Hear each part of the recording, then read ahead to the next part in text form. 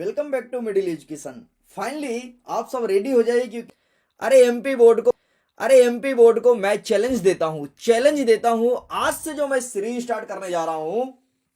इस सीरीज के अंतर्गत 6 दिन लगातार लाइव क्लासेस होगी और इस सीरीज के अंतर्गत हम एमपी बोर्ड को चैलेंज दे रहे हैं, तुम बना के क्वेश्चन दिखाओ और क्वेश्चन फोड़ के हम दिखाएंगे। और देखना हमारे स्टूडेंट आज की क्लास करने के बाद आज जितने भी क्वेश्चंस कराऊंगा ना, सारे के सारे क्वेश्चंस तुम्हारे एग्जाम में देखने को मिलेंगे। एक एक पैटर्न बताने वाला हूं, आंसर लिखने का सही तरीका भी बताऊंगा।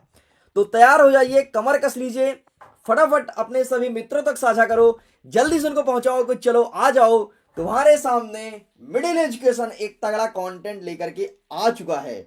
और हम आज क्यों आए हैं, अपने दिमाग में बैठा लो, आज हम केवल फोड़ने आए हैं और फोड़ करके जाएंगे गारंटी के साथ। कहते हैं डंका की चोट में कहता हूं। तो किस विषय को फोड़ेंगे भाई साहब? हिंदी विषय फोड़ेंगे, ध्यान रखिएगा। आज हम कुछ हैक भी करेंगे। वो हैक क्या है वो तुम मेरे साथ करोगे हैक। आज हम पूरा पूरा एमपी बोर्ड को हैक करेंगे और एमपी बोर्ड को तुम स्वयं चैलेंज दोगे। अरे यार तुम पेपर बना के तो दिखाओ, हम बताते हैं क्वेश्चन कैसे आएंगे। एमपी बोर्ड को तुम स्वयं चैलेंज करोगे। और अगर आज से जो जिन स्टूडेंट ने सारे के सारे क्लासेस को रेगुलर वे में देखा ना 6 दिन, अरे भाई साहब भले साल भर कुछ ना पढ़ाओ, साल भर कुछ ना पढ़ाओ, साल भर चिल किया हो, जैसा मनाया वैसे टाइम को वेस्ट किया हो, लेकिन अगर 6 दिन तुमने मेरे साथ टिक गए, अगर तुम्हारे अंदर कॉन्फिडेंस आ गया कि अरे हाँ 6 दिन में टिकूंगा यार, अब 6 दिन ही तो बचा है, अरे रखा क्या है दुनिया में, बस अगर तुमने 6 दिन टिक गया, पूरे के पूरे तुम्हारी साल भर की पढ़ाई करा दूंगा। और ऐसा पढ़ाई कराऊंगा, हाइब्रिड मॉडल पेपर को दिमाग में रखते हुए पढ़ाई कराऊंगा। और अगर अभी तक तुम्हारे पास हाइब्रिड मॉडल पेपर नहीं पहुंचा है तो परचेस कर सकते हो। चलो भाई, तो आज हम क्लासेस को शुरू करते हैं श्री गणेशाय नमो नमः। लेकिन आज हम थोड़ी अलग इंटर करने वाले हैं। आज हम आपके साथ कुछ बिंदुओं को, कुछ कविता कहानी को पढ़ करके इंटर करने वाले हैं। देख यार भाई, सिंहासन हिल उठे राजवंशों की भ्रुकुटी तानी थी, सिंहासन हिल उठे राजवंशों ने भ्रुकुटी तानी थी, बूढ़े भारत में आई फिर से नई जवानी थी। गुमी हुई आजादी की कीमत, गुमी हुई आजादी की कीमत सबने पहचानी थी, दूर फिरंगी को करने की सबके मन में ठानी थी। चमक उठी वह सन 57, वह तलवार पुरानी थी, बुंदेले हर बोले मुंह से हमने सुनी कहानी थी, खूब लड़ी मर्दानी वह तो झांसी वाली रानी थी। तो देखो यार भाई, जिस प्रकार से रानी लक्ष्मीबाई ने सिंहासन को हिला दिया था, और आज वैसे ही हम एमपी बोर्ड को हिलाने वाले हैं। इसीलिए हमारा पहला पंक्ति कह रहा है, सिंहासन हिल उठे राजवंशों ने भ्रुकुटी तानी थी। और आज जो सिंहासन एमपी बोर्ड के लोग बैठे हैं, एमपी बोर्ड के अधिकारी कर्मचारी बैठे हैं, उस सिंहासन को हिलाने वाले हैं हम सब। तो आइए क्लास को स्टार्ट करते हैं। देखो सबसे पहले हम आज क्या करने वाले हैं, सिलेबस को समझेंगे कि हमारे एग्जाम में क्वेश्चंस कहां कहां से आएंगे। तो भाई साहब, जब हमने पूरा एनालिसिस किया तो हमें कुछ इस प्रकार से पॉइंटें निकल कर आई है। जैसे अगर मैं बात करूं आपके काव्य खंड की, काव्य खंड से 17 नंबर का पूछेगा, मतलब एक बड़ा पोर्शन है काव्य खंड। अरे काव्य खंड क्या ही रखा है, तुम बस समझते जाओ, एक बड़ा पोर्शन है, 17 नंबर का प्रश्न आएगा। मतलब अगर किसी स्टूडेंट ने काव्य खंड को अच्छे से पढ़ लिया, 17 नंबर उसके है मेरे भाई। अरे ठीक है, आगे बढ़ते हैं। काव्य बोध की बात करूं तो 10 नंबर का आएगा। अरे छोटे छोटे 4-5 प्रश्न है, कर लोगे तुम, खुद एमपी बोर्ड को चैलेंज दोगे। अरे तू पेपर में क्वेश्चन बता के दिखा, मैं क्वेश्चन को सॉल्व करूंगा।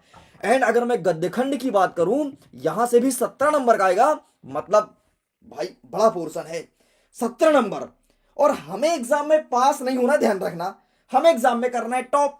तो 17 नंबर मतलब बड़ा पोर्शन है, गद्य खंड को भी फोड़ेंगे, टेंशन मत लो। अगर मैं भाषा बोध की बात करूं, अरे जिसमें संधि समास वगैरह पढ़ते हो, वहां से 8 नंबर का आएगा। मतलब वही कुछ वस्तुनिष्ठ प्रश्न और कुछ 2 अंकीय प्रश्न, इससे ऊपर औकात नहीं कि क्वेश्चन बना दीजिए। अगर मैं कृतिका भाग की बात करूं तो यहां से भी 8 नंबर का आएगा।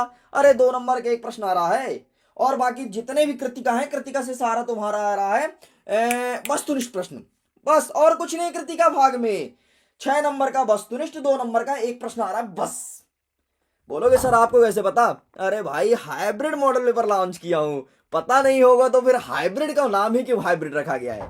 नेक्स्ट अगर मैं बात करूं अपठित, अपठित का मतलब होता है जिसे कभी पढ़ा नहीं गया, अपठित, अरे पढ़ा ही नहीं हो, 4 नंबर का आएगा, है ना। तो 4 नंबर का अपठित कैसे सॉल्व करना है आगे हम देखेंगे, टेंशन मत लो। 4 में 4 तुम्हारी, समझ लो 4 में 4 तुम्हारी।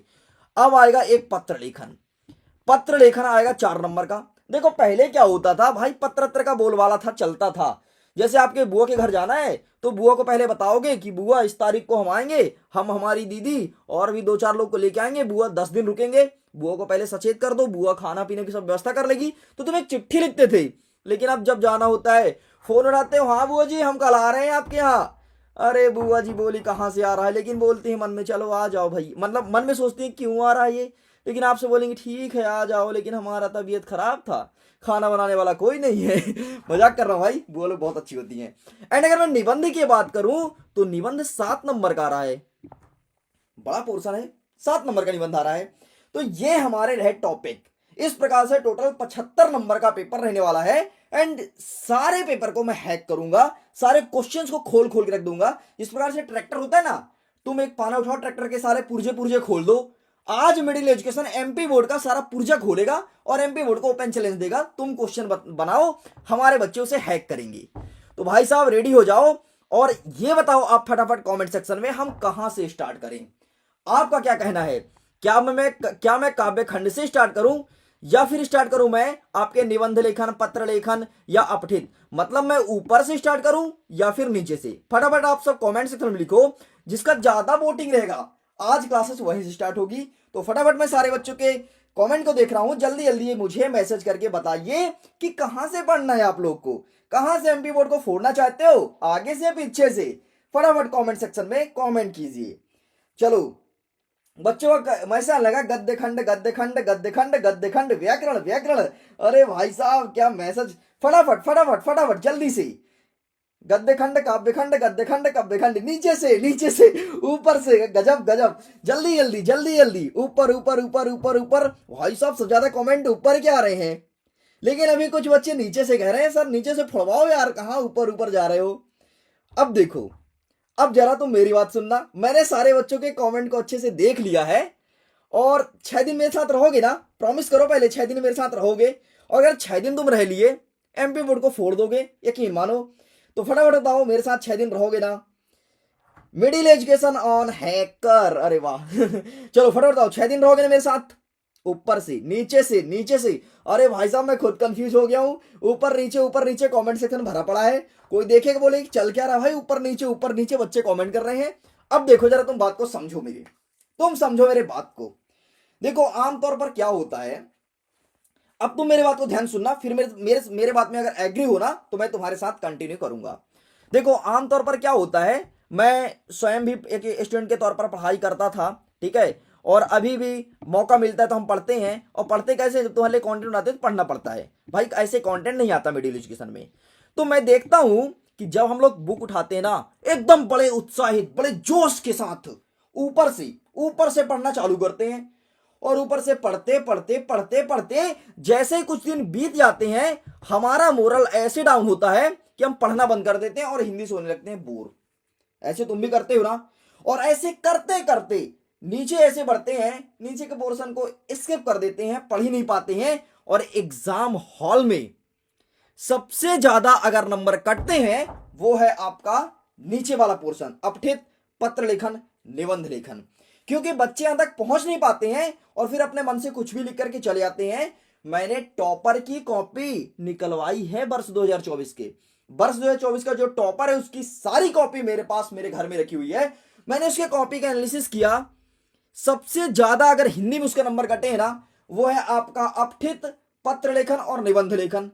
तो मेरा प्लान ये है कि अगर टॉपर यहां नंबर कटवा रहा है मतलब ज्यादातर स्टूडेंट के यहां नंबर कटेंगे, है ना। अगर टॉपर कट रहा है मतलब ज्यादातर स्टूडेंट की सेम कंडीशन है कि ऊपर ऊपर पढ़ते हैं, नीचे तक आते आते बोर होने लगते हैं और नीचे उनके नंबर कटने चालू हो जाते हैं। तो अगर तुम्हें नेक्स्ट लेवल में जाना है, हम नीचे से शुरू करें क्या? अरे ऊपर तो सब नंबर ले आते हैं यार, प्रश्न उत्तर में सब नंबर ले आते हैं, काव्य बोध, भाषा बोध, संधि समास में सब नंबर ले आते हैं, लेकिन हमारा मेन नंबर जो पत्र और निबंध लेखन में कटता है, यहां दिक्कत हो जाता है भाई साहब। तो क्या हम नीचे से शुरू करें और जहां नंबर ज्यादातर लोग के कटते हैं वहां पर हम नंबर लेकर के आएंगे और जहां लाते हैं वहां लाएंगे ही लाएंगे, तो टॉपर तो हम बनेंगे ना। एक टॉपर स्टूडेंट की स्ट्रेटजी यही होनी चाहिए कि जहां सबके नंबर कटते हैं वहां हमें चालू करते थे, लेकिन आज हम नेक्स्ट लेवल की तैयारी करने वाले हैं एंड नीचे शुरू करेंगे। मतलब आज हम पढ़ने वाले हैं निबंध लेखन। एंड मेरे साथ मेरे सारे स्टूडेंट भी एग्री हो गए कि हाँ सर समझ तो आ गया। तो अब हम आगे बढ़ते हैं और जल्दी शुरू करते हैं अपने निबंध लेखन को। निबंध लेखन की अगर मैं बात करूं, आपके एग्जाम में निबंध लेखन का वेटेज 7 नंबर का रहता है। निबंध लेखन एक बड़ा पोर्शन है और यहां से क्वेश्चन देखने को मिलता है। अगर मैं निबंध लेखन की बात करूं तो कुछ इस प्रकार से प्रश्न रहेगा 23वां नंबर कि किसी भी एक विषय पर रूपरेखा सहित निबंध लिखो। अब देखो, जब मैं बच्चों की कॉपी को देखता हूं, मैंने 2 टॉपर की कॉपी देखा है। एक टॉपर तो रूपरेखा ही नहीं लिखा, उसने सीधे निबंध लिख दिया और उसके नंबर रूपरेखा में कट हुए हैं। कितने नंबर? तो उसके 1 नंबर कट हुए हैं रूपरेखा ना लिखने के चलते। और रूपरेखा तो बहुत सरल होता है, ये तो बच्चे को लिखना ही चाहिए। तो रूपरेखा में जो नंबर कट हुआ है वो नंबर आपको मैं आज दिलाने वाला हूं और बताऊंगा कि रूपरेखा कैसे लिखना है। तो टोटल आपको रूपरेखा लिखना बताऊंगा, रूपरेखा क्या होता है उसको जरा आप समझ लीजिए। लेकिन उसके पहले हम आपसे बता देते हैं कि निबंध कौन कौन सा हमारे एग्जाम में आएगा और कितने निबंध आपको प्रिपेयर करना है। तो ये रहा आपके सामने केवल 4 निबंध, केवल 4 निबंध की आज जैसे ही क्लास ऑफ होता है अच्छे से 4 के चारों के प्रैक्टिस कर लो बस, बाकी कुछ मत पढ़ो। तुम्हारे हाथ में कोई भी सेट आए, चाहे सेट ए हो, बी, सी, डी, कोई भी सेट आए, निबंध लेखन यही देखने को मिलेगा। कुछ सेटों में ऊपर वाला तो कुछ सेटों में नीचे वाला, मतलब 4 निबंध आपको पढ़ना है। इसके अलावा आपकी किताब में जितने भी निबंध हैं सबको फाड़ करके जला दो, कोई दिक्कत नहीं है। लेकिन ये 4 निबंध तुम अच्छे से याद कर लेना। अगर इसे तुमने फाड़ करके जला दिया तो तुम्हारा पूरा का पूरा 5 या 7 नंबर का निबंध रहता है वो पूरा पूरा जल जाएगा। तो सबसे पहले विद्यार्थी और अनुशासन। अब मैं तुम्हें बताता हूं कि पेपर सेट कैसे होता है। पेपर सेट कैसे होता है, तुम एक टीचर की मेंटेलिटी समझना। जब शिक्षक तुम्हारे लिए पेपर बनाता है तो दिमाग में रखता है कि ये तो एक विद्यार्थी है ना, और हो सकता है इस विद्यार्थी को अपने अनुशासन के बारे में पता हो। वो देखते हैं कि आजकल के विद्यार्थी बहुत ज्यादा बिगड़ चुके हैं, पढ़ाई नहीं करते हैं और बड़ों से बदतमीजी के साथ पेश आते हैं, इसलिए वो विद्यार्थी जीवन और अनुशासन का बिंदु मेंशन करते हैं। इससे क्या होता है कि अगर विद्यार्थी इस निबंध को पढ़ेगा उसको पता चलेगा कि किस प्रकार से अनुशासित रहना चाहिए, किस प्रकार से समाज में रहना चाहिए। और ये जो नई पीढ़ी का युग है ना, जो जैसे आप लोग की उम्र है, इस उम्र में बच्चे बड़े को भी मूर्ख समझते, कह रहे कुछ नहीं जानता, मेरे से होशियार कोई नहीं है, इसलिए वो विद्यार्थी और अनुशासन वाले बिंदु को मेंशन करते हैं। ध्यान से सुन लो। नेक्स्ट, विज्ञान के बढ़ते चरण। आजकल तुम देखते हो यार, हर जगह विज्ञान, हर जगह साइंस, कहीं भी चले जाओ, कहीं भी चले जाओ, हर जगह साइंस। तुम अभी पढ़ाई कर रहे हो, मेरे को देख रहे हो, सॉरी मेरे को देख नहीं रहे हो, मेरे को सुन रहे हो, मेरे को सुन रहे हो, ये विज्ञान के कारण ही सुन रहे हो। अगर आज ये यूट्यूब जैसे टेक्नोलॉजी नहीं होती, तुम घर बैठे और हम घर बैठे नहीं पढ़ा रहे होते ना, तो तुम पढ़ रहे होते। इसलिए विज्ञान के बढ़ते चरण या विज्ञान के देन से क्वेश्चन देखने को मिलेगा, ध्यान रखिएगा। ये होती है पेपर सेट करने वाली शिक्षक की मेंटेलिटी। इतना ही नहीं, अगर मैं वृक्षारोपण की बात करूं, तुम देखते हो यार कि आजकल प्रदूषण सबसे अधिक हो रहा है, सब जगह सड़कें बन रही है, सब जगह आपका बांध बन रहा है, इसके कारण कई सारे वृक्ष काटे जा रहे हैं।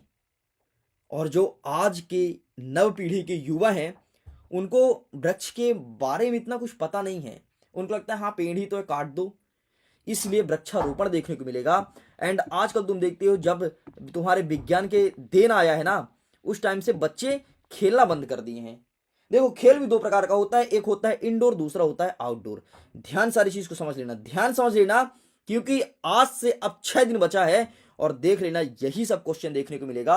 मैं गारंटी के साथ कहता हूं, डंके की चोट में कहता हूं, यही सब क्वेश्चन आएगा। तो जीवन में खेल का महत्व, आजकल देखते हो कि मोबाइल फोन का टेक्नोलॉजी आ गया है, कंप्यूटर का आ गया है, लैपटॉप का आ गया है। बच्चे घर से बाहर खेलने जाना कम पसंद करते हैं। वो मोबाइल में खेलेंगे फ्री फायर, मोबाइल में खेलेंगे पबजी, मोबाइल में खेलेंगे माइनक्राफ्ट, ऐसे ऐसे गेमों को मोबाइल फोन में खेलते रहते हैं। वो घर से बाहर कम जाते हैं खेलने। तो इसलिए जीवन में खेल के महत्व से प्रश्न आएगा। ये होता है एक शिक्षक की मेंटेलिटी जो पेपर को सेट करता है। तो अगर तुमने इन चारों को पढ़ लिया, यकीन मानो 4 से बाहर अगर आ गया ना, यूट्यूब चैनल डिलीट कर दूंगा, मिडिल एजुकेशन डिलीट कर दूंगा, इतना तक दावा ठोक के कहता हूं। एंड ये रहेगा आपके 4 नंबर का।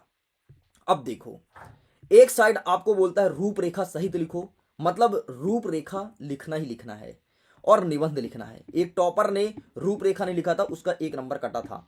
आपको पता है, अगर ये 4 नंबर का प्रश्न रहेगा तो 1 नंबर का होता है रूपरेखा और 3 नंबर का होता है निबंध। अब सबसे बड़ा प्रश्न ये है कि सर रूपरेखा क्या होता है, कैसे लिखा जाता है। वैसे मैं मानता हूं कि तुम्हें ये सब पता होगा, लेकिन फिर भी अब हमारा एक ऐसा सीरीज चला है जिसमें एमपी बोर्ड को हैक करने जा रहे हैं। उसमें हमें सारा कुछ बताना होगा। जिस सेशन को नहीं पता, जिन्होंने साल भर नहीं पढ़ा, उसके लिए या उसको ध्यान रखते हुए इस वीडियो को रिकॉर्ड किया जा रहा है। अगर मैं रूपरेखा की बात करूं तो रूपरेखा इतना सरल होता है, जो जिस बिंदु को आप निबंध में लिखते हो उसी बिंदु को उठाकर केवल बिंदु बिंदु लिख दो, ये है रूपरेखा, और इसके लिए बताओ 1 नंबर मिलता है। तो ये गलती क्यों करना, ये गलती नहीं करना है ना, हमें पूरा नंबर लेके आना है। अब अगर मैं निबंध की बात करूं तो निबंध में केवल और केवल आपको 4 बिंदु में उत्तर लिखना, ध्यान सुन लो, केवल 4 बिंदु में। वो बिंदु कौन कौन सा है, चाहे कोई भी निबंध हो, इन चारों में से कोई भी हो, वो सारे बिंदु को मैं बताने वाला हूं। ये रहा बिंदु। देखो यार, हमेशा टॉपर बच्चा क्या करता है, सबसे पहले कोई भी निबंध जो शुरू करता है उसकी एक लाइनें याद करता है और एक लाइन लिख करके आता है। अब एक ही लाइन क्या है ये मैं दिखाऊंगा। इसके बाद आपको पहला पॉइंट लिखना है प्रस्तावना, यहां से आपका पॉइंट शुरू होगा। दूसरा पॉइंट, जैसे यहां पर जीवन के खेल के बारे में ना, समझो कि खेल के बारे में एग्जाम में आया है, तो आप लिखोगे जीवन में खेल का महत्व, ये हो गया आपका दूसरा पॉइंट। जीवन में खेल के लाभ, ये हो गया आपका तीसरा पॉइंट, इसलिए मैं डैश डैश किया हूं। ठीक है, ये लाइन वाला ये पहला पॉइंट नहीं माना जाएगा। ठीक है, यहां से स्टार्ट होगा, ये पहला, ये हो जाएगा आपका दूसरा, ये हो जाएगा तीसरा, ये होगा चौथा और ये होगा आपका पांचवा। तो जैसे जीवन में खेल के बारे में तो मैंने बताया जीवन में खेल का महत्व, जीवन में खेल का लाभ, फिर जीवन में खेल का प्रकार। अब प्रकार कैसे, तो भाई खेल भी 2 प्रकार का होता है, एक इंडोर मतलब घर के अंदर खेले जाने वाला खेल, और दूसरा आउटडोर मतलब घर के बाहर खेले जाने वाला खेल, ये लिखोगे। एंड अंतिम में लिखना है उपसंहार। अब साहब प्रस्तावना कैसे लिखते हैं हम आपको बता देते हैं, ताकि इसके बाद तुम्हें कभी दिक्कत नहीं जाएगी और तुम आसानी से अपने प्रस्तावना को लिख पाओगे। लेकिन उसके पहले हम आपको बता देते हैं कि एक लाइन क्या होता है। वो लाइन ये है, देखो मैं आपके सामने डेमो के तौर पर लेकर के आया हूं, विद्यार्थी और अनुशासन, इसका डेमो देखेंगे। इसका एक लाइन ये है, आपको लाइन लिखना है, विद्यार्थी के जीवन में अनुशासन सफलता की कुंजी है। ये लाइन जरूर लिख करके आना, जरूर लिख करके आना, जरूर से जरूर लिख करके आना। क्योंकि एक टॉपर स्टूडेंट इस लाइन को लिखा और लाइन को लिखने के बाद शिक्षक को बहुत ज्यादा इंप्रेसिव हुआ और ना चाहते हुए भी उसको पूरा नंबर दिए, क्योंकि उनको पता था कि ये एक नॉर्मल विद्यार्थी नहीं कर सकता है। आप कोई भी किताब उठा लो ना, आप परीक्षा दिन उठा लो, बोध उठा लो, या फिर कोई भी किताब जो तुम्हारे पास है, उसमें ये कोटेशन, ये लाइन नहीं लिखी होती है। और इससे शिक्षक को इंप्रेशन जाता है कि यार बच्चा नेक्स्ट लेवल का, यार बच्चा इंटेलिजेंट है। तो तुमको एक लाइन मिल जाएगी, गूगल में सर्च करना, जिस लाइन के बारे में चाहिए या फिर जिस निबंध के बारे में चाहिए, वही 4 जो मैं आपको बताया हूं, उसका एक एक लाइन याद कर लो, रट लो।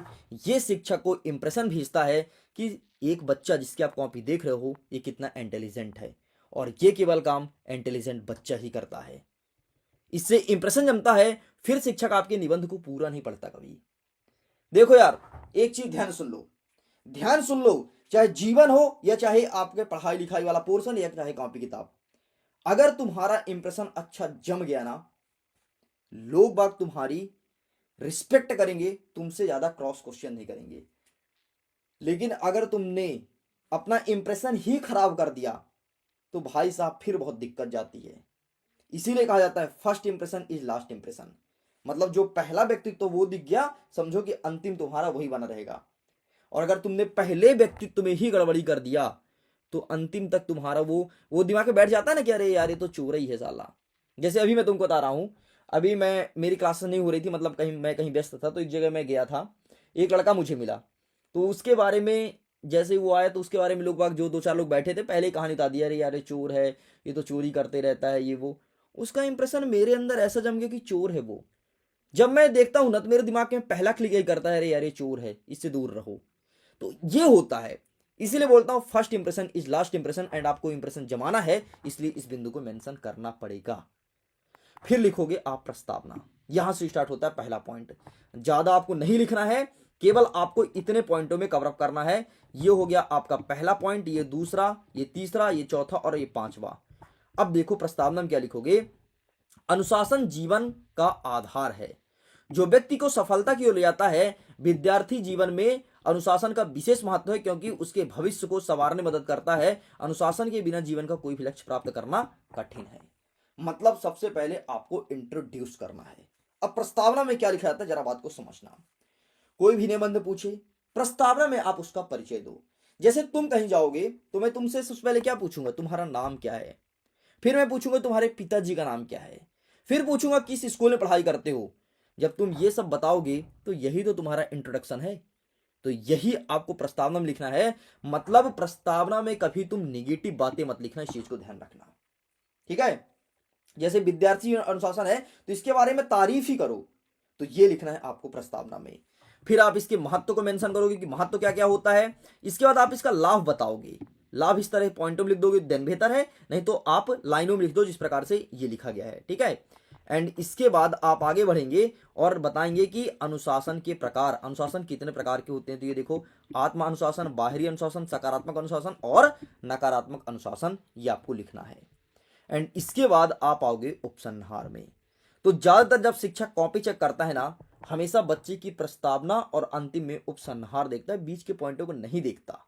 यकीन मानो, जब मैं टीचर के पास बैठता हूं उनसे मैं जरूर डिस्कस करता हूं कि ये बताइए सर, जब मैं क्या है ना, मैं ज्यादातर गवर्नमेंट टीचर के पास बैठा करता हूँ, कहीं कहीं पूछा करता हूँ। मैं उनसे पूछता हूँ ये बताइए सर, अगर आप कॉपी बच्चे की कॉपी चेक कर रहे हो और निबंध है तो आप उसको ज्यादातर क्या देखोगे। उनका कहना यही है कि सर देखिए, हम तो प्रस्तावना उपसंहार ही ज्यादातर देखते हैं, क्योंकि उसी से बच्चे का इंप्रेशन आता है। और उन्हीं का ये कहना था कि अगर बच्चे ने लाइन लिख दिया ना, उससे डबल इंप्रेशन जाता है टीचर के ऊपर। तो उपसंहार में क्या लिखना है, उपसंहार में जितने भी बातें तुमने यहां पर लिखी है, अनुशासन के महत्व के बारे में या फिर लाभ के बारे में या फिर प्रकार के बारे में, उनका निचोड़ जो तुमको समझ आए वो लिखा जाता है उपसंहार में। जैसे हमने यहां पर लिखा, विद्यार्थी में अनुशासन का पालन करना अत्यंत आवश्यक है। ये देखो, मैंने उसको बोला आवश्यक है। यह न केवल शिक्षा में सफलता दिलाता है, बल्कि भविष्य में एक सशक्त और आदर्श नागरिक बनने में भी मदद करता है। अनुशासन व्यक्ति के जीवन की हर परिस्थितियों का सामना धैर्य और समझदारी से करता है, इसलिए हमें अनुशासन को अपने जीवन का अभिन्न अंग बनाना चाहिए। यह लिखना है आपको उपसंहार में। मैं उम्मीद करता हूं निबंध लिखने का सही तरीका, सही मेथड आपको पता चला होगा। अगर आपको पता चल गया है तो प्लीज आप कमेंट लिख करके बताइए कि हाँ सर, हमें पता चल चुका है। जल्दी बताइए, जल्दी से, हरे आप हरे जल्दी कमेंट कीजिए। और आप बताइए कि अब हमें निबंध में कहीं कोई दिक्कत नहीं जाएगा, क्योंकि निबंध का सारा हेड मैंने तुम्हारे सामने एक एक चिट्ठा खोल के रख दिया है। अब इसके बाहर तो जा ही नहीं सकता, गारंटी देता हूं, गारंटी देता हूं, इसके बाहर कुछ नहीं जाएगा। सारा सारा चिट्ठा खोल के रख दिया हूं। फटाफट बताइए आपको समझ आया या नहीं आया, जल्दी बताइए।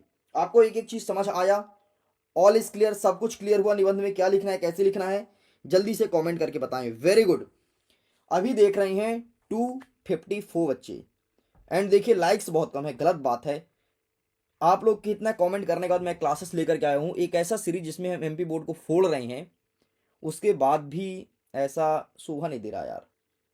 तुम्हारे मिडिल एजुकेशन कितना मेहनत करता है। 11th वाले बच्चे मुझे चिल्लाते हैं कि सर आज आपके 3 लाख सब्सक्राइबर है तो हमने आपको बनाया। भाई वो सीधे से बोलते हैं कि सर अगर आज आप 3 लाख सब्सक्राइबर कर लियो, ये मेरी वजह से की हो। वो मुझे बहुत चिल्लाते हैं कि सर मेरे लिए क्लासेस क्यों ला रहे हो। तुम भी कमेंट पढ़ते होगे, देखते होगे, अगर तुम स्टूडेंट हो यहाँ के हो रेगुलर तो। लेकिन तुम्हारे लिए इतना मेहनत करने के बावजूद भी ना तो आप वीडियो को शेयर करते हैं, ना तो वीडियोस को लाइक करते हैं। यार तुम्हारे लिए तो है मिडिल एजुकेशन यार। मिडिल एजुकेशन ओनली डेडिकेटेड है क्लास 10th के बच्चों के लिए। तो चलिए फटाफट वीडियो को लाइक कर दीजिए और शेयर कर दीजिए ताकि सब तक पहुंच जाए। और आज के बाद यार हम पूरा एमपी बोर्ड को खोल कर रख देंगे, हिंदी का पेपर पूरा खोल रहे हैं, वही ही ट्रैक्टर की तरह जैसे कि मैंने बताया था। तो ये आपका कंप्लीट होता है और बाकी इसका पीडीएफ भी मिल जाएगा। पीडीएफ के लिए आप जुड़ सकते हैं टेलीग्राम पे, लिंक डिस्क्रिप्शन बॉक्स में दिया गया है। एंड आप व्हाट्सएप ग्रुप से भी पीडीएफ को ले सकते हैं। एंड अगर आपने अभी तक हाइब्रिड सैंपल पेपर को परचेस नहीं किया, कर लो परचेस। पूरा उसमें वैसे क्वेश्चन रखा हूं जो एमपी बोर्ड पूछेगा, बहुत तुमको फायदा मिलेगा, है ना। तुम केसव वेसव खरीदते होगे, दुनिया भर की कितनी कितनी सिंपल पेपर आती हैं, उनसे लाख गुना बेहतर है हाइब्रिड सिंपल पेपर। ठीक है, तो चलो आगे बढ़ते हैं। अब नेक्स्ट, अब हमारे एग्जाम में आता है पत्र लेखन। अब देखो पत्र लेखन को हम खोलने वाले हैं। अगर मैं पत्र लेखन की बात करूं ना बेटा, तो पत्र लेखन भी 4 नंबर का आता है ना। ये भी 4 नंबर का प्रश्न रहता है। तो पत्र लेखन में एक पत्र होता है जिसे कहते हैं औपचारिक पत्र और दूसरा होता है अनौपचारिक पत्र। अब हो सकता है आपको ना पता हो औपचारिक और अनौपचारिक क्या होता है। फटाफट कमेंट सेक्शन में लिख करके बताइए कि क्या होता है अनौपचारिक पत्र। जल्दी बताइए क्या होता है अनौपचारिक पत्र, फटाफट कमेंट सेक्शन में बताइए। जल्दी दीजिए, जल्दी बताइए, फटाफट कमेंट सेक्शन में बताइए क्या होता है अनौपचारिक पत्र। जल्दी बताइए, जिस बच्चे को पता है वो जल्दी से बताए। अगर नहीं पता होगा तो मैं आपके डाउट को क्लियर करूंगा और इसके बाद आपका पत्र में एक नंबर भी नहीं कटेगा, गारंटी के साथ कहता हूं। 4 में 4 लेकर के आओगे। तो अब समझो निबंध जो तुम्हें पढ़ा दिया ना, तुम्हारा 4 नंबर फिक्स हो गया। अरे भाई तुम्हें कुछ की पॉइंट दे दिया हूं, बस ये की पॉइंट बस याद कर लो। लाभ, महत्व, लाभ, प्रकार सब में लिखना है, बस ये तुम्हारा की पॉइंट है। एंड इसके बाद तुम्हारे नंबर ना बने, दैट इज इम्पॉसिबल। ठीक है, फटाफट आप फटाफट जल्दी बताओ अनौपचारिक पत्र क्या होता है। भाई जिस चीज को मैं पूछ रहा हूं उसका आंसर कीजिए जल्दी जल्दी। अनौपचारिक पत्र क्या होता है। अब देखो यार, ध्यान समझना। पत्र 2 प्रकार का होता है, एक होता है औपचारिक और दूसरा होता है अनौपचारिक। अगर मैं औपचारिक पत्र की बात करूं तो औपचारिक पत्र वो पत्र कहलाते हैं जो स्कूल में, कॉलेज में या किसी संस्था के लिए लिखा जाता है, उसे कहते हैं औपचारिक पत्र। जैसे तुम लिखते हो टीसी के लिए, स्थानांतरण प्रमाण पत्र, जैसे तुम लिखते हो शाला शुल्क मुक्ति के लिए, या फिर तुम लिखते हो छुट्टी के लिए, तो तुम प्रिंसिपल साहब को ये स्कूल में पत्र लिखते हो ना, उसे कहते हैं औपचारिक पत्र। इसे स्कूलीन पत्र के नाम से भी जाना जाता है। लेकिन अनौपचारिक पत्र क्या होता है। अरे भैया की शादी हो रही है तो जाना है ना, लिखते हो ना। मैं तुम मित्र को इनवाइट करते हो, अरे यार मित्र हमारे भैया की शादी हो रही है तो आपको भी आना है, तो वो हो गया अनौपचारिक पत्र। बर्थडे के लिए लिखते हो, यार यार बर्थडे है तो आना है, वो हो गया आपका अनौपचारिक पत्र। तो ये होता है औपचारिक और अनौपचारिक पत्र। आपके बोर्ड एग्जाम का जो पेपर सेट करता है ना, जरा उसकी मेंटेलिटी से हम बात करते हैं। वो आपको वही पत्र पूछेगा जो आपके क्लास 10th के लिए इंपॉर्टेंट है। वो कभी नहीं पूछेगा आपसे कि एमपी बोर्ड को लेटर लिखो द्वितीय प्रति अंक सूची के लिए, कभी नहीं पूछेगा। वो पूछेगा आपसे क्लास 11th में, क्योंकि आपने 10th को पास कर लिया है, तभी तो जाकर के आपका 10th का मार्कशीट घूमेगा और तभी तो वो आपसे पूछेगा। अजय ने यहां पर आंसर कर दिया, वेरी गुड अजय, मैं आपके कमेंट को देख रहा हूं। ठीक है, अजय ने आंसर कर दिया, दीपक ने आंसर किया, सीक्रेट सिंगर ने आंसर किया, लेकिन इनका लेट बहुत आंसर है, गलत बात है। ठीक, तो ये होता है आपका औपचारिक पत्र। समझ गए ना औपचारिक पत्र क्या होता है। जी, वो पत्र जो आप सरकारी संस्था की लिखते हो उसे कहते हैं औपचारिक पत्र।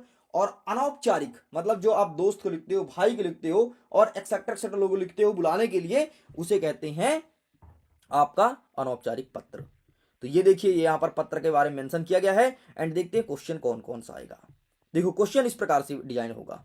क्वेश्चन में आपको 22वां नंबर का प्रश्न रहेगा। ये ऊपर लिखा रहेगा कि अपने विद्यालय के प्राचार्य को, ये प्राचार्य थोड़ी गलत लिखा है, ठीक है, प्राचार्य को शाला शुल्क मुक्ति के लिए आवेदन पत्र लिखो। प्राचार्य साहब को पत्र लिखना है, मतलब ये हो गया आपका औपचारिक पत्र।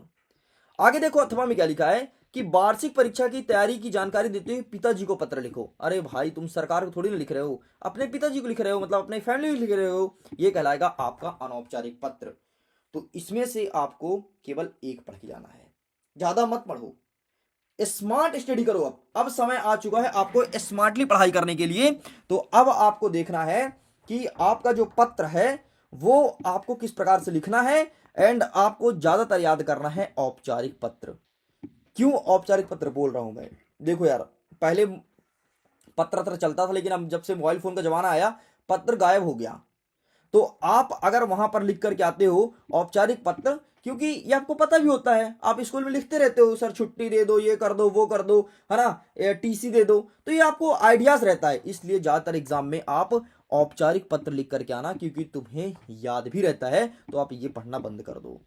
100% कहता हूं, अथवा में दो आएगा, ठीक, एक आएगा औपचारिक, दूसरा होगा अनौपचारिक। अनौपचारिक छोड़ दो, कोई दिक्कत नहीं, लेकिन हम जरूर सिखाएंगे, लेकिन आपको स्किप करके आना है, आपको केवल औपचारिक पढ़ना है। और औपचारिक में साला शुल्क का मैं डेमो दिखाता हूं कैसे लिखना है और इसकी नंबरिंग कैसे होती है। ये देखो, ये रहा आपके सामने साला शुल्क। साला शुल्क में लिखा है यहां पर, श्रीमान प्राचार्य महोदय, शासकीय विद्यालय, जो भी आपके विद्यालय का नाम होगा, उच्चतर माध्यमिक विद्यालय बिलासपुर, या फिर आप जबलपुर मध्य प्रदेश, और जो जो लिखना है वो लिख सकते हो। एंड विषय साला शुल्क एवं परीक्षा शुल्क से मुक्ति संबंध। अगर तुम इतना लिखते हो ना, तुमको मिलेगा 1 नंबर। बस परिचय लिखने पर 1 नंबर देते हैं भाई। अरे तुमसे आगे नहीं बनता, इतना लिख दो ना, क्या दिक्कत है। देखो, प्राचार्य तो आपको लिखना है, अपने स्कूल का नाम तो जानते ही हो, और किस विषय पर पत्र पूछा गया, विषय लिख दो। विषय आपके प्रश्न में दिया है, देखो, ये देखो, शाला शुल्क मुक्ति के लिए, ये आपके प्रश्न में दिया है, शाला शुल्क मुक्ति के लिए, ये देखो, बस इतना लिखना है। इतने के लिए एमपी बोर्ड आपको 1 नंबर देता है। ये है मार्किंग। आगे जरा समझना, आगे जब हम इन पॉइंटों को मेंशन करते हैं, जो मान्यवर वाला पॉइंट है ना, अगर इस पॉइंट को हम यहां तक लिखते हैं, इसे कहते हैं बॉडी ऑफ लेटर, इसके लिए मिलता है 2 नंबर। ठीक, ये है मेन पत्र का शरीर, इसके लिए 2 नंबर। और जो अंतिम का आपका आउटरो है ना, जैसे प्रार्थी का नाम, कक्षा, इसके लिए मिलता है 1 नंबर। अब बताओ यार, नंबर लेना कितना सरल होता है, बहुत सरल होता है, बच्चों को पता नहीं होता है। ये इंट्रो लिखो 1 नंबर, बॉडी लिखो 2 नंबर, और अंतिम वाला लिखो 1 नंबर। अरे हम कहते हैं भाई तुमसे ऊपर का तो बन जाएगा, इतना सरल है, नीचे का तुम्हें अपना नाम नहीं पता यार, तुम्हारा नाम क्या है, तुम्हें दिनांक नहीं पता है, दिनांक क्या है, इतना लिख के तुम 1 नंबर और ले जाओ। इस प्रकार से तुम्हारा 2 नंबर कंप्लीट। एंड बॉडी में क्या लिखना है, ये भी मैट्रिक बता दूंगा। तो समझ गया ये चीज। अब चलो बॉडी जरा समझते हैं। मान्यवर, सविनय निवेदन है कि मैं आपके विद्यालय कक्षा 10 का छात्र हूं।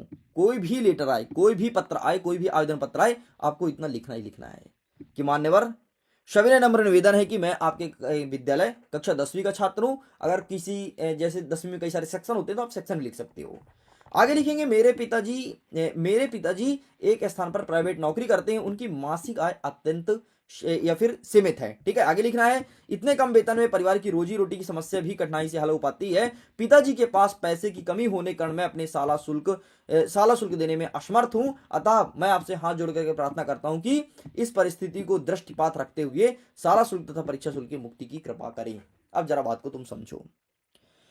जो आपका बॉडी होता है ना, इसमें केवल आपको अपनी दिल की बातें बतानी है, आपको अपनी समस्या बतानी है। सर समस्या क्या है, उस समस्या को आपको लिखना है। लेकिन ध्यान रखिएगा कि जब भी आप ये बीच का टर्म्स लिखो मान्यवर वाला, इसमें इंग्लिश वर्ड यूज नहीं होना चाहिए। जैसे टीसी है ना, तो टीसी के स्थान पर आप टीसी मत लिख कर चलाना, स्थानांतरण प्रमाण पत्र लिखना। क्या होता है, जब बच्चे हिंदी इंग्लिश दोनों पढ़ते हैं, तो कुछ को कुछ घुसेड़ के चले जाते हैं, एंड वो घुसेड़ देते हैं, तो टीचर भी कुछ को कुछ नंबर दे देता है। तो याद रखना, इंग्लिश वर्ड यूज ना हो, बाकी पूरा पूरा हिंदी यूज हो। कुछ भी लिखो, अपनी समस्या लिखो। तुमको हम कह रहे हैं 2 में से आपको 1.5 नंबर भी दे देगा टीचर, अगर तुमने सही फॉर्मेटिंग में नहीं लिखा तो। बाकी ये तरीका यहाँ पर लिखा गया है। ठीक, शुरू कहां से करोगे, मान्यवर निवेदन है कि मैं आपके कक्षा 10वीं का छात्र हूं, सब में लिखना। अंतिम में क्या लिखोगे, अंतिम में उनको थैंक्स बोलोगे। थैंक्स कैसे बोलना है, इस विषय में जो भी साला का नियम है वह स्वीकार करें, और इस कृपा के लिए मैं आपका जीवन भर आभारी रहूंगा। ये आपका थैंक्स नोट हो गया, है ना। ये जब टेस्ट देते हैं ना, टेस्ट देते हो ऑनलाइन, जो मिडिल एजुकेशन लेता है डेली टेलीग्राम पे, तो एक थैंक्स नोट आता है। तो ये थैंक्स नोट हो गया। इसके बाद आपको दिनांक लिखना है, अपना नाम लिखना है, एंड एड्रेस लिख करके मेंशन करना है। इस प्रकार से खत्म होता है आपका औपचारिक पत्र। स्क्रीनशॉट ले सकते हो, स्क्रीनशॉट आपके सामने है।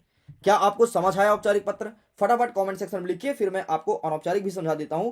फिर जो ठीक लगे वो पढ़ना, लेकिन मैं फिर से बोलूंगा केवल एक ही पढ़ करके जाना, सब मत पढ़ना।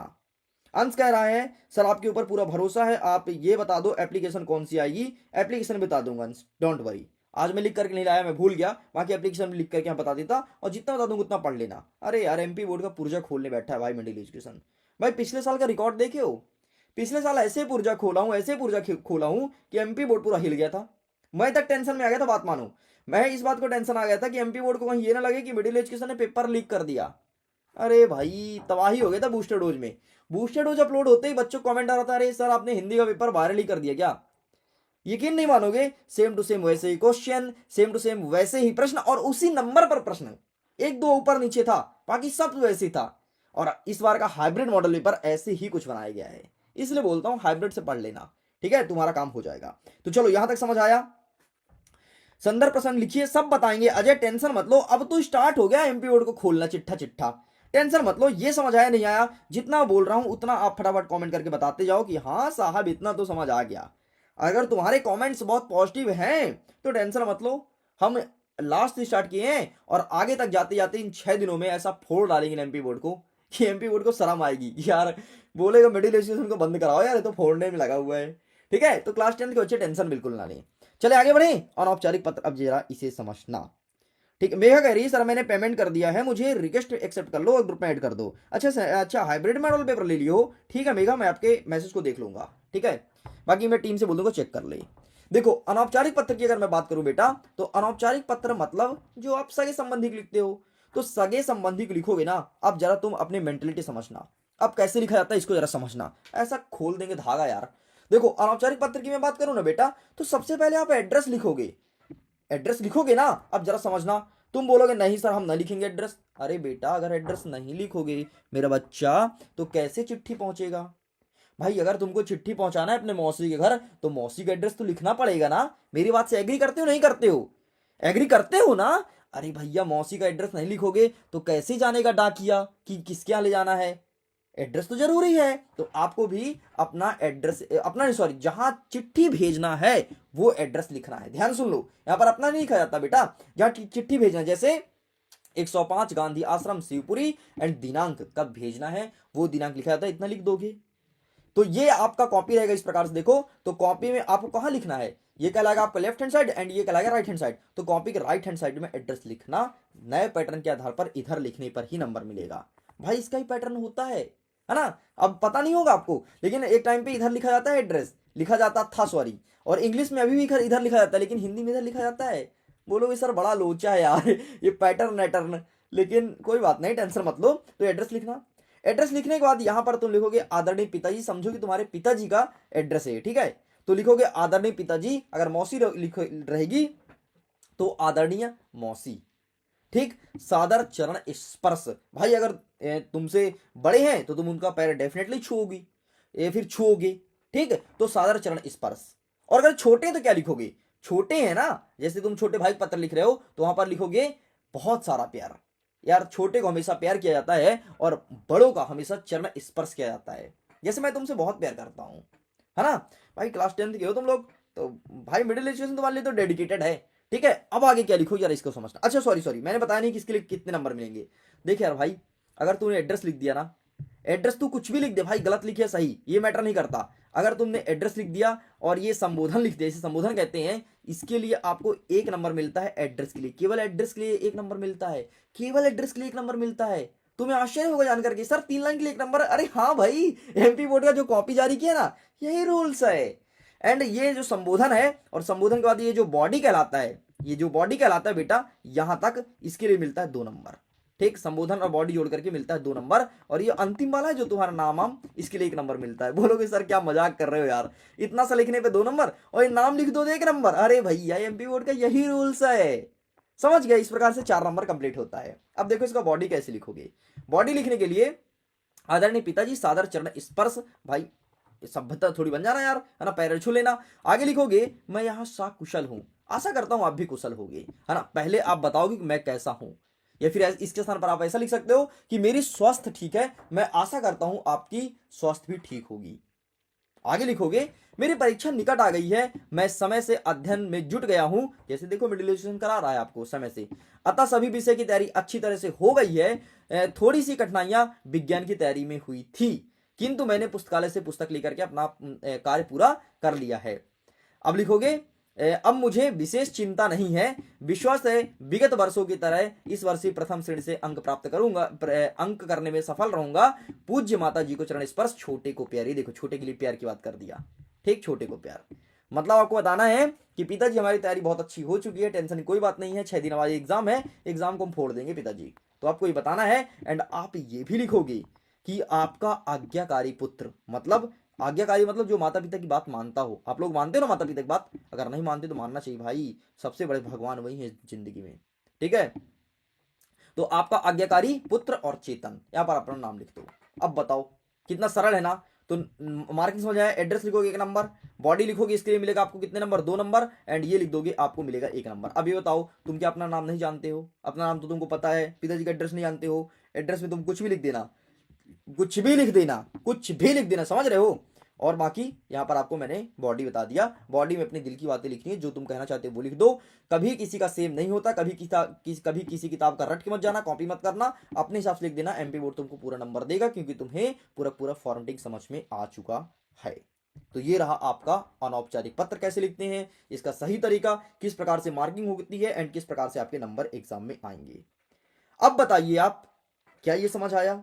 पत्र लेखन तुम्हारा 4 नंबर कंप्लीट। मतलब अभी तक का अगर आपने पूरा वीडियो देखा है तो 4 नंबर का हमने कवर कर लिया आपका निबंध लेखन, एंड 4 नंबर का हमने कर लिया पत्र लेखन कवर। अब तुम जरा ध्यान सुनो, तुम्हारे लिए होमवर्क क्या है। तुम्हारे लिए होमवर्क ये है कि तुम्हें पत्र लेखन और निबंध लेखन, यहां पर मैं टॉपिक दे दिया हूं, देखो निबंध लेखन का, ध्यान सुन लो अपना होमवर्क और कर ही लेना होमवर्क, जो मैं दे रहा हूं उतना करते जाना। एक सेकंड में आपको टॉपिक दिखा देता हूं। सॉरी ये नहीं, ये टॉपिक, ओ यार ये टॉपिक, ठीक है। ये जो 4 टॉपिक दिया हूं, इसमें से कोई 2 टॉपिक तुम लिखोगे और लिखने के बाद अपने पिताजी के पास जाओगे और चेक कराओगे। अगर तुम्हारे घर में बड़े हैं तुम्हारे भैया, तो उनसे चेक कराना कि आप जरा चेक कीजिए, ठीक है। और उनसे जरूर चेक कराना और दिखाना, और इन पॉइंट को जरूर मेंशन करना जो मैं पॉइंट दिखाया हूं, या फिर कोई टीचर से। ये आपका होमवर्क है। एंड इसके बाद ये बताना, और आप ये बता देना कि ये तरीका आपको मिडिल एजुकेशन ने बताया है, क्या मैं इस तरीके में लिख सकता हूँ, फिर उनका क्या ओपिनियन है। भाई कभी मना नहीं करेंगे, क्योंकि ये आपको एमपी बोर्ड का तरीका मैं बता दिया हूँ कि एमपी बोर्ड कैसे क्या करता है। इतना समझ आया? अगर आया तो प्लीज फटाफट लिखिए कि हाँ सर मुझे समझ आ गया। तो आप गॉट इट लिख करके, गॉट इट GOTIT ये लिखिए मैसेज में, ताकि मुझे पता चले कि हाँ समझ आ गया है। सर 30 मिनट से मैसेज कर रहा हूं, रिप्लाई नहीं देते हैं। हाँ आयुष बोलो क्या कहना चाहते हो। हाँ आयुष मैं दूसरा सब्जेक्ट भी पढ़ाऊंगा, टेंशन मत लो। अब तो मैं एमपी बोर्ड का धागा खोल दूंगा, देखना तुम्हारा हिंदी पेपर सबसे अच्छा आएगा, सबसे अच्छा आएगा हिंदी पेपर भाई। लेकिन हाँ, अब तुम क्लास की टाइम लिमिट नहीं रहेगी, कुछ भी अनलिमिटेड टाइम चलेगा। अभी तो मैं देखना मैराथन करूंगा, बड़े बड़े 3-3 2-2 घंटे क्लासेस होंगी मैराथन में, जुड़ते रहना, पढ़ते रहना। उस दिन अपना इंटरनेट बचा के रखना, जिस दिन मैराथन होगी मैं बता दूंगा, और उस दिन फिर धागा खोलेंगे। मतलब हाइब्रिड मॉडल पेपर के साथ अगर तुमने ये कर लिया ना, एमपी बोर्ड के ऐसे धागे खुल जाएंगे, एमपी बोर्ड शर्मा जाएगा। इस चीज को गारंटी देता हूँ, गारंटी देता हूँ। Got it. अरे वाह यार, मैं बहुत खुश हूँ, क्योंकि मेरे बच्चे पढ़ रहे हैं और डेफिनेटली टॉप करेंगे। लेकिन टॉप करने के बाद मुझे भूलना मत मेरे भाई, है ना। इंटरव्यू जरूर लूंगा तुम्हारा, इस बार तो इंटरव्यू लूंगा यार तुम लोग का, और फिर बताना तुम कि कैसे क्या तैयारी हुई थी सब इंटरव्यू में। तो आगे एक और पॉइंट को डिस्कस कर लेते हैं, ताकि आज हम 12 नंबर कवर अप कर लें। हम पढ़ेंगे अपठित। अब अपठित का मतलब क्या होता है जरा इसे समझना यार, मैं ईमानदारी से तुमको बताता हूं। अपठित का मतलब होता है जिसे कभी किसी ने पढ़ा नहीं, और ये आपकी किताब से नहीं आएगा, परीक्षा देने परीक्षा बोर्ड से नहीं आएगा। ये कहां से आएगा ये मैं स्वयं नहीं जानता हूं।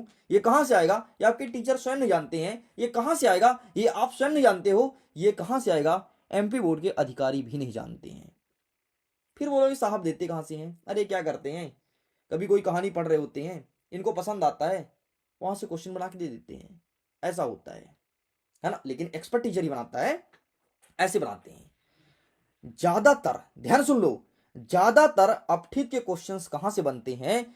जो मैंने एनालिसिस किया हाइब्रिड मॉडल पेपर बनाने के दौरान, मैंने देखा पिछले 3 साल का पेपर उठा करके इस साल का सैंपल पेपर, ये ज्यादातर उन बिंदुओं को उठाते हैं जो आपके जीवन के लिए अत्यंत उपयोगी है। जैसे पेड़ के बारे में, जैसे अनुशासन के बारे में। ये कभी कोई ऐसे कहानी उठाएंगे कि राजा रानी, एक थी राजा एक थी रानी, दोनों मर गए, खत्म कहानी, ऐसे कभी नहीं उठाते अपठित को। तो अपठित का मतलब होता है जिसको कभी किसी ने पढ़ा नहीं। तो तुम भी नहीं पढ़े हो, हम भी नहीं पढ़े, किसी ने नहीं पढ़ा है। अब ये कहां से आएगा, इसे कैसे सॉल्व करेंगे आज हम देखेंगे, और इसकी मार्किंग किस प्रकार से होती है, किस प्रकार से नंबर दिए जाते हैं, इसको भी देखेंगे। लेकिन उसके पहले अपठित गद्यांश 2 प्रकार से आता है तुम्हारी परीक्षा में। 2 प्रकार से क्या क्या रहेगा, अब जरा इसे समझिएगा।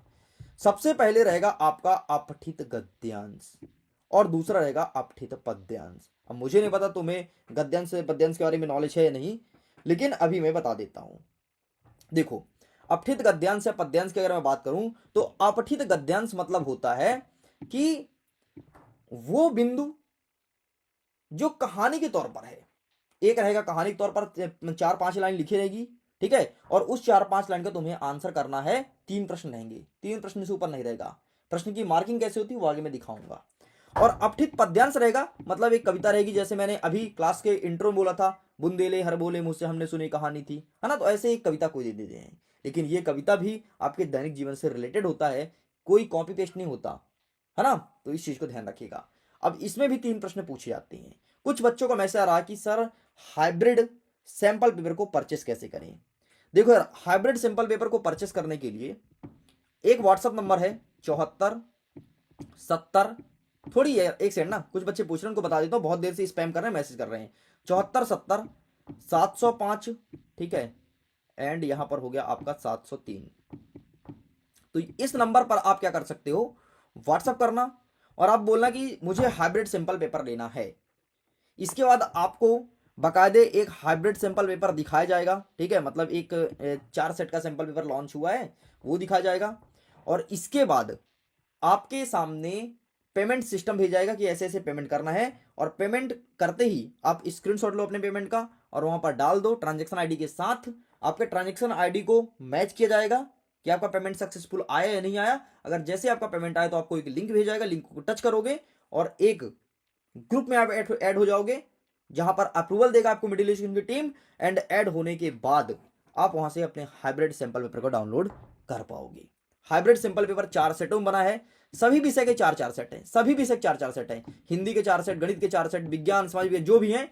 तो इसका कीमत रखा गया था 10 रुपए, लेकिन कल ये ऑफर एक्सपायर हो गया है। वैसे तो इसकी कीमत 20 रुपए है, लेकिन 50% ऑफ चल रहा था, 10 रुपए में आपको प्रोवाइड कराया था। लेकिन अब एक हाइब्रिड सैंपल पेपर कीमत हो चुका है 15 रुपए। मतलब अब आपको अगर 4 सेट का सैंपल पेपर परचेस करना है आपको 60 रुपए पेमेंट करना होगा। हाइब्रिड है मतलब यहां से क्वेश्चन 100% देखने को मिलेगा। भाई बहुत मेहनत किया हूं, रात रात जग जग मेहनत किया हूं, पूरी अपने आंख के नीचे ब्लैक डार्कनेस ले आया हूं सिर्फ तुम्हारे लिए हाइब्रिड सैंपल पेपर बनाने के लिए। हिंदी का पूरा अपलोड हो चुका है, डेली डेली एक एक अपलोड होता है। आज इंग्लिश का हाइब्रिड सैंपल पेपर पूरा अपलोड हो जाएगा। जो बच्चे इंग्लिश का परचेस किए हैं उनको आज चारों सेट मिल जाएगा। एक सेट तो मिल चुका था, 3 बाकी था ना, वो मिल जाएगा। ठीक है, तो चलो आगे बढ़ते हैं। अब हम देखते हैं अपने अपठित गद्यांश को।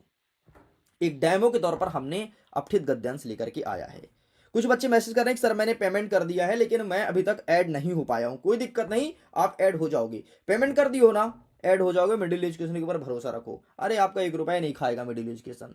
इवन बहुत सारे बच्चों को रिफंड भी दिया हूं, है ना। जब मैं एक सेट नहीं दे रहा था बच्चों को तो मैं उनको रिफंड किया हूं, भाई तो अपना पैसा अपने पास रख। कल का ये मत बोलना कि मिडिल एजुकेशन ने मेरे पैसे डुबा दिए या फिर हमने गलत जगह पेमेंट कर दिया। भाई भरोसा रखो, है ना। कभी स्कैम नहीं करूंगा तुम्हारे साथ, स्कैमर नहीं हूं यार। मैं तो तुम्हें टॉप कराने आया हूं। मैं तो तुम लोग से बहुत ज्यादा प्यार करता हूं, तुम्हारे लिए रातों रात मेहनत करता हूं। तुमको तो पता है यार, तुम तो देखते ही हो। अभी देखना एग्जाम आएगा तो तुम्हारे लिए क्या क्या कुछ कर दूंगा, तबाही मचा देंगे।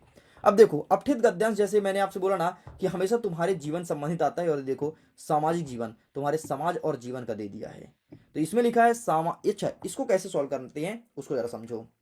जब भी तुम अपठित गद्यांश सॉल्व करो ना, तुम्हारा माइंड एकदम फ्रेश होना चाहिए, एकदम कूल हो, तब जाकर के इसे सॉल्व करो, वरना ये गलत बहुत होते हैं। क्यों गलत होते हैं? क्योंकि बच्चों को लगता है अरे हिंदी तो है, हिंदी का अपठित गद्यांश तो है, और उत्तर कुछ को कुछ लिख कर चले आते हैं। भाई मेरे साथ कई बार होता था, जब मैं एग्जाम देने जाता था अपठित गद्यांश गलत कर दिया, फिर पिताजी की कुटाई होती थी। अरे यार क्या यार, तुम कितने मूर्ख हो, जिसको कोई गलत नहीं करता उसको तुम गलत करके आ गए, है ना। तो अपठित गद्यांश ध्यान से पढ़ना, ध्यान से पढ़ना। मैंने टॉपर की कॉपी देखा था, अपठित गद्यांश उसका नंबर कटा था, है ना। भले टॉपर बन गया तो टॉपर बना है वो आगे पोर्शन की तरफ, है ना। अगर वो अपठित गद्यांश को सही कर देता तो एमपी के टॉप फर्स्ट में आ जाता।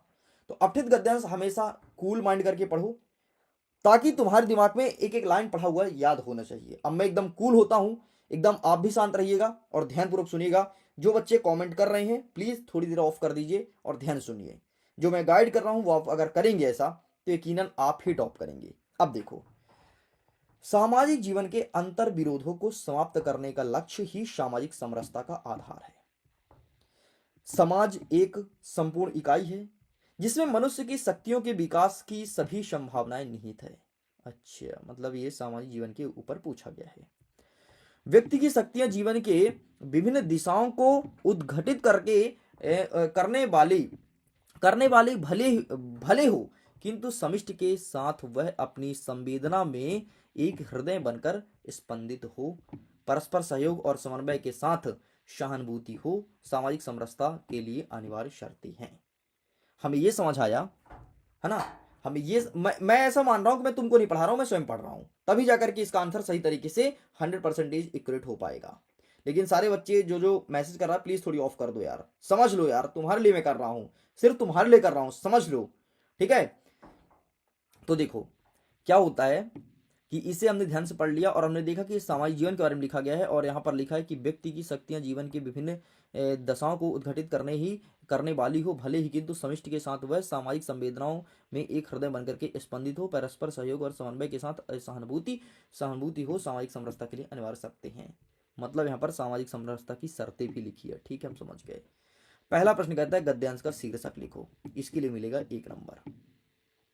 दूसरा कहता है सामाजिक समरसता का क्या आधार है, आधार लिखा है तो ये देखो, ये लिखा, इसका आंसर मिल गया। सामाजिक संरचना के अंतर विरोधों को समाप्त करने का लक्ष्य ही सामाजिक समरसता का आधार है, ठीक, इसके लिए मिलता है आपको 1 नंबर। लेकिन तीसरा प्रश्न पूछा है सामाजिक समरसता के लिए अनिवार्य शर्तें क्या है, इसके लिए मिलेगा 1 नंबर। सॉरी, इसके लिए मिलता है आपको 2 नंबर, इसके लिए मिलता है आपको 1 नंबर। इस प्रकार से 4 नंबर का आपका अपठित गद्यांश कंप्लीट होता है, ठीक। तो पहले प्रश्न के लिए 1 नंबर, दूसरे के लिए 1 नंबर और तीसरे के लिए 2 नंबर, ठीक। अब तीसरा जो उत्तर रहेगा ना, ये काफी बड़ा उत्तर रहेगा, इसलिए 2 नंबर देते हैं। अब इसका शीर्षक कैसे पहचानेंगे? अगर तुम्होंने सही तरीके से पढ़ लिया तो मैं उम्मीद करता हूं कि सामाजिक समरसता इसका शीर्षक तुम्हें पता चल चुका होगा। लेकिन अगर तुम्हें समझ नहीं आया है तो अब इसका जरा की पॉइंट समझना कि इसका शीर्षक कैसे निकालते हैं, और यही ट्रिक इंग्लिश में काम करता है। इसका शीर्षक निकालने के लिए तुम्हें देखो कि किस बिंदु के बारे में बार बार लिखा गया है। देखो सामाजिक, और जरा दिखाता हूं, बार बार वही चीज आएगा, सामाजिक, ठीक है। ये देखो समाज के बारे में 3-4 बार, ये देखो समाज यहां पर भी लिखा है, ठीक, और कई जगह लिखा होगा। तो समझ लो कि जिस पॉइंट का बार बार मेंशन है वही है आपका शीर्षक। तो इसका शीर्षक हो जाएगा सामाजिक जीवन या समाज, कुछ भी लिखो पूरा नंबर मिलेगा। इस प्रकार से इसका शीर्षक निकाला जाता है, जो कि बहुत ही सरल है। अब सामाजिक समरसता क्या आधार है, तो पहली लाइन में दिया गया है, तुमने देख लिया है। नेक्स्ट कहता है कि सामाजिक समरसता के लिए अनिवार्य शर्तें पूछा है ना, तो अंतिम में तुमको क्या लिखा है, अनिवार्य शर्तें। अब तुम ये पॉइंट को ढूंढो कि अनिवार्य शर्तें क्या है, तो ये यहां पर लिखा देखो, व्यक्ति की शक्तियां जीवन के विभिन्न दशाओं को उद्घटित करके भले हो, किंतु समष्टि के साथ वह अपनी संवेदनाओं को हृदय स्पंदित और परस्पर सहयोग की भावना की सहानुभूति सामाजिक समरसता के लिए अनिवार्य शर्तें हैं। मतलब इसका आंसर आपको यहां से लिखना है, इस लाइन से, और इस लाइन में कंप्लीट करना है। इतना लिखोगे 2 नंबर, देखो ना काफी बड़ा है। बहुत सारे बच्चे क्या करते हैं, छोटा सा लिख देते हैं, यार इतना लिख दो यार, इतना लिख दो, काम खत्म, और इसीलिए आपका नंबर कटते हैं। आपको इसी पॉइंट से स्टार्ट करना जहां से स्टार्ट हो रहा है, पूरा लिखना है, क्योंकि 2 नंबर का प्रश्न है, मतलब डेफिनेटली इसका आंसर बड़ा होगा, इस चीज को ध्यान रखिएगा। इस प्रकार से तीन प्रश्न आपसे पूछा जाता है। तो समझ आया आपको अपठित गद्यांश का उत्तर कैसे किया जाता है, ठीक है। अब बच्चों क्या लगता है, देखो कि हिंदी यार बहुत सरल होता है, कर लेंगे और इसी नंबर कटता है, इसीलिए आपको ये सब चीजें बता रहा हूं। अब आइए देखते हैं अपठित पद्यांश को कैसे सॉल्व करेंगे। मैंने आपसे बोला था कि हमेशा यहाँ जो क्वेश्चंस होते हैं दैनिक जीवन से रिलेटेड होते हैं। देखो ना यहाँ पे श्रम के बारे में दिया गया है, श्रम होता सबसे अमूल्य धन, सब जन खूब कमाते, अब असक रहते अभाव से सब इच्छित सुख पाते, राजा प्रजा नहीं कुछ होता, होते मात्र मानुज ही, भाग्य लेना होता न मानुज का, होत कर्मठ भुजी, ठीक, ये चीज लिखा गया है। अब इसका शीर्षक क्या है, निकालना कठिन है। ये कवि का कहने का मतलब क्या है, ये निकालना कठिन है। इसका आशय पूछा, ये कठिन है, इसीलिए मिडिल एजुकेशन आपको सजेस्ट करेगा हमेशा ऊपर जो क्वेश्चन आएगा अपठित गद्यांश, नीचे आएगा अपठित पद्यांश, आप लोग अटेंड कीजिएगा अपठित गद्यांश को, क्योंकि ज्यादा सरल होता है और ज्यादा सटीक होता है। तो यही वाला अटेंड करना, ये कोशिश मत करना ये अटेंड करने के लिए। लेकिन अगर तुम्हें दोनों में से जो ठीक लगे, अगर तुम्हें जो ठीक लगे तुम वो वाला अटेंड कर सकते हो। लेकिन अगर मेरी ओपिनियन है, अगर मैं होता पेपर में तो मैं ऊपर वाला अटेंड करता, इस चीज को ध्यान रखिएगा, क्योंकि अगर इसका अर्थ गलत लिख दिए तो नंबर कट जाएगा। लेकिन इसमें अर्थ पूछते नहीं है, इसमें कुछ नहीं, यहीं पर लिखा उत्तर, यहाँ प्रश्न दिया है, आपको लिखना है। तो ये वाला अटेंड मत करना, बाकी इसका आंसर मैं बताऊंगा, ऐसा नहीं कि आंसर में नहीं बताऊंगा, लेकिन आपको एक मैं बड़े भाई के नाते बता दिया हूं कि तुम्हें क्या अटेंड करना है, ठीक है। सर इंग्लिश मीडियम को पढ़ा दिया करो, अरे यार हिंदी की क्लासेस में इंग्लिश मीडियम कैसे पढ़ाऊँ, अरे इंग्लिश की क्लासेस आएगी तो पढ़ाऊंगा, या फिर जब कोई ऐसा क्लास लूंगा जिसमें दोनों सब्जेक्ट पढ़ाऊँ तो पढ़ाऊंगा। ठीक है, तो चलो ये समझ आया। अगर आपको समझ आया तो आप लिख दो कि यस सर, यस सर आज कर कमेंट करो यस सर कि यस सर समझ आ गया। ठीक है, मॉडल पेपर की वीडियो, मॉडल पेपर की वीडियो अभी तो ऐसा कोई प्लान नहीं है कि हाइब्रिड सैंपल पेपर की वीडियोस रिकॉर्ड करूं, अभी ऐसा कोई प्लान नहीं है। एक सैंपल पेपर का वीडियो मैं बनाया हूं, अगर आपने नहीं देखा तो लाइव क्लास के ऑप्शन में जाना, लगभग 30 से ज़्यादा बच्चे देख चुके हैं, आप उसको देखो तो आपको पता लगेगा हाइब्रिड सैंपल पेपर में कैसे क्वेश्चन रखे गए हैं, पूरा पूरा समझ जाओगे।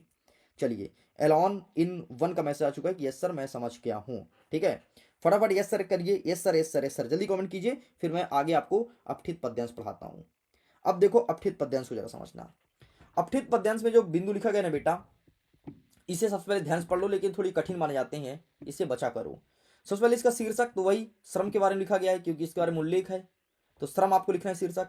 श्रम को कवि ने कैसे धन कहा है, तो श्रम होता सबसे अमूल्य धन, सब सुख सब जन खूब कमाते। तो इसको आपको हिंदी में लिखना है, कविता मत लिखना। श्रम को कवि ने कैसे धन कहा है, तो श्रम को कवि ने सबसे अमूल्य धन कहा है, इस प्रकार से आपको लिखना पड़ेगा।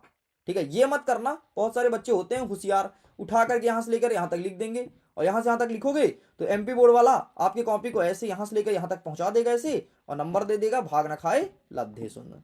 फिर अपने घर में बोलोगे अरे मम्मी मैं तो पूरा किया था, नंबर कहाँ कट गया समझ नहीं आ रहा, नंबर यहां कट गया। समझ गए। नेक्स्ट देखो कि राजा प्रजा नहीं कुछ होता से कवि का क्या आशय है, तो इनका कहना क्या है ये देखो। राजा प्रजा नहीं कुछ होता, होते मात्र मानुज ही भाग बस, मानुज ही, तो मानुज मतलब मनुष्य। तो ये आगे लिखना है कि राजा प्रजा नहीं कुछ होता से कवि का क्या आशय है, तो आप लिखेंगे कि राजा प्रजा कुछ नहीं होता, मतलब यहाँ पर ना तो कोई ऊंचा है ना तो कोई नीचा है, सब मनुष्य हैं और सब एकमात्र प्राणी हैं, इस प्रकार से आपको लिखना है। लेकिन ये कठिन माना जाता है, कठिन माना जाता है, ध्यान रखना। अब राजा प्रजा कुछ नहीं होता, तुम्हारा तो मतलब ये निकला है ना, तो तुम्हारा मतलब थोड़ा ना पूछे, तो कवि का मतलब पूछा है, तो कवि का मतलब क्या था, हमें कैसे पता भाई कवि को It's क्या मतलब 9 था। o'clock. इसलिए आपको ये वाला अटेंड करना है। आप बताइए अगर आप एग्जाम में जाओगे तो कौन सा अटेंड करोगे, अपठित गद्यांश या पद्यांश, अपने अकॉर्डिंग बताओ, है ना। आपका क्या पहले क्या प्लान था, पहले आप क्या सोचे थे कि क्या अटेंड करना है। अच्छा, हाइब्रिड सैंपल पेपर का प्रिंट निकलवा लो सब लोग, जिसने खरीद लिया है उसका प्रिंट निकलवाओ, और प्रिंट निकलवाओ, टेबल में बैठो और एक कॉपी उठाओ और पूरे पूरे हाइब्रिड सैंपल पेपर को ऐसे अटेंड करो जैसे तुम एग्जाम हॉल में हो, है ना। ये चीज तुम करो भाई, ये चीज तुम करो। हाइब्रिड सैंपल पेपर का पीडीएफ का प्रिंट निकलवाओ, प्रिंट निकलवाने के बाद आप लो बकायदे, आप पेन लो ब्लैक और ब्लू, जो जो आपको एग्जाम हॉल में ले जाना है, और बैठ करके चारों सेट को अच्छे सॉल्व कर लो। इससे तुम्हें स्पीड मिल जाएगी कि स्पीड कैसे सॉल्व करना है आपको, और तुम्हें यह पता चल जाएगा कि इस प्रकार से इस प्रश्न का आंसर लिखना है, और जैसे मैं समझाऊं वैसे तुम करना चालू कर दो। ठीक है, इसीलिए हाइब्रिड सैंपल पेपर लाया गया है। तो ये बताओ आप होते तो कौन सा लिखते, ऊपर वाला या नीचे वाला, आपके अकॉर्डिंग आप क्या कहना चाहते हो, आपकी दिल क्या कह रही है। आईटी की तैयारी कराइए, अरे यार पहले पेपर हिंदी का, हिंदी पढ़ ले यार मेरे भाई। मयंक कह रहा है 4 सेटों को सेट लेंगे तो कितना फंसेगा। देख यार मयंक, वैसे तो मैं अगर अपनी बताऊं तो वहां से 80% क्वेश्चन फंसने के चांसेस है, क्योंकि हाइब्रिड सैंपल पेपर टोटल आपके पहले ब्लूप्रिंट को हैक किया हूं और ब्लूप्रिंट के अकॉर्डिंग बनाया हूं। अच्छा हाँ, एक चीज और, ब्लूप्रिंट भी वहां पर सेंड करूंगा मैं, टेंशन मत लो। ठीक है, तो वहां से 80% फंसने के चांसेस है, ध्यान सुनिए। लेकिन फिर भी आप 80 नहीं मानो ना, आप कुछ ना मानो, आप 0 मानो, लेकिन आप ये मानो कि हमारी तैयारी अच्छी हो जाएगी, और आप ये मानो कि ये एक सैंपल पेपर है, इसे हम घर बैठे एग्जाम हॉल की तरह पेपर को सॉल्व करें। आपको पूरा रियल पेपर की तरह बनाया गया है सैंपल पेपर को, है ना, रियल पेपर की तरह बनाया गया है, ताकि आप फील कर सको घर बैठे कि ये पेपर हम दे रहे हैं, इसलिए हाइब्रिड सैंपल पेपर लॉन्च किया गया है। ठीक है, चलो तो इस प्रकार से पूरा पूरा क्लास आज का होता है एंड। थैंक्स फॉर वॉचिंग, खुश रहिए, पढ़ते रहिए, मुस्कुराते रहिए। तो अपठित गद्यांश पद्यांश में आपने कौन सा लिखेंगे, आपने अभी तक कमेंट करके नहीं बताया है। ठीक है, तो इस प्रकार से आज हमने कितना कवर कर लिया, सबसे पहले एक बार एनालिसिस कर लेते हैं, फिर क्लासेस को ऑफ करते हैं। तो आज हमने इन पॉइंटों को कवर अप किया है। सबसे पहले आज के क्लासेस में हमने देखा है निबंध, मतलब 7 नंबर का यहाँ से कंप्लीट होता है। यहाँ पर एक चीज और रह गया, अनुच्छेद लेखन, उसको हम बाद में कवर अप कर लेंगे। ठीक है, मेरे को सब याद है, टेंशन मत लो। इसके बाद हमने पत्र को पढ़ा, मतलब 4 नंबर का यहाँ से कवर किया है। इसके बाद हमने अपठित को पढ़ लिया, मतलब 4 नंबर का। तो जोड़ लो भाई, 7 4 11 और 11 4 15, मतलब आज की क्लासेस जो बच्चा देखा होगा उसका हिंदी का 15 नंबर कंप्लीट। चिल कर भाई चिल, बस अगर तुमको कोई चीज भूल जाए ना तो इस वीडियो को दोबारा देख लेना बस। बढ़िया। जब सोना एक बार और लगा के सुन लेना कहानी को, सुनते जाओ, इस वीडियो को सुनते जाओ। मैं प्लेलिस्ट बना दूंगा, एक प्लेलिस्ट में मैं लिखूंगा एमपी बोर्ड हैक, ठीक है, और हिंदी लिख दूंगा। समझ लेना कि एमपी बोर्ड के धागे खोल रहा है डेली एजुकेशन। तो आज की क्लास में मैंने 15 नंबर कवर कर लिया। कल हमारा कृतिका और भाषा बोध, और आगे बढ़ते बढ़ते देखते हैं कौन कौन से बिंदु आ रहे हैं, वो सब कवर करेंगे और एग्जाम को तुम फोड़ दोगे। तो इस प्रकार से मैं वीडियो एंड करता हूं। खुश रहिए, पढ़ते रहिए, मुस्कुराते रहिए, बढ़िया से पढ़िएगा, एग्जाम में टॉप आप करोगे, गारंटी के साथ कहता हूं। भगवान से मैं प्रार्थना करूंगा कि आप लोग एग्जाम में अच्छा परफॉर्मेंस कीजिए। बाय।